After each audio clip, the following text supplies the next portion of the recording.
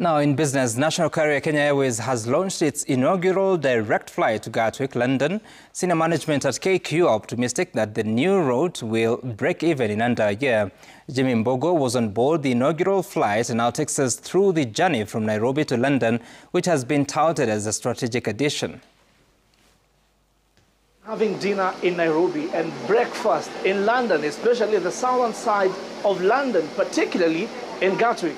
Now, today happens to be July 2nd, a significant day for the national carrier, because this is the day that Kenya Airways is launching its inaugural flight from Nairobi to Gatwick, London.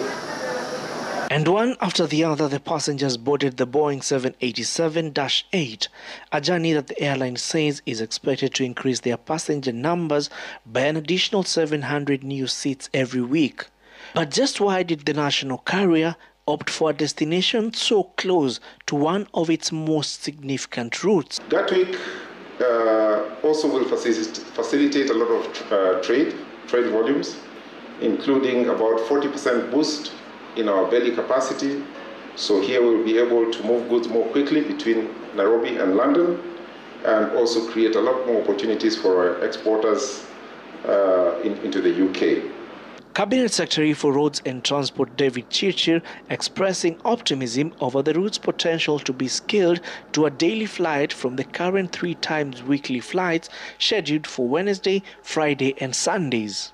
So in terms of strategic positioning of Kenya Airways, what is happening today is the kind of things we'd like to see in getting attractive routes, so that as they seek to have 1 additional, 2 additional equipment to build into the kind of numbers that you have talked to, they basically are having a bottom line and therefore making a profit. Koki Mutungi spoke of the preparations needed as the first captain on this inaugural flight. We have a minimum number of crew that we can take on the different aircrafts.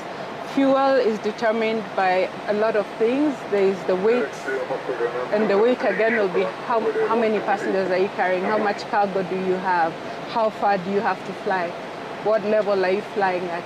It's a lot that goes into that. And after hours in the air, it was time to finally land the plane, a task that the captains performed with meticulous precision. After 8.5 hours of flight covering a distance of over 6,000 kilometers, we've landed in London Gatwick, delivering the very first 171 passengers in this flight that is going to be first among many. As for me, it is time to go and hunt for the English breakfast. As promised, you can have dinner in Nairobi and breakfast in London. Jimmy Mbogo, Citizen TV in Gatwick, London. Well done. I want that.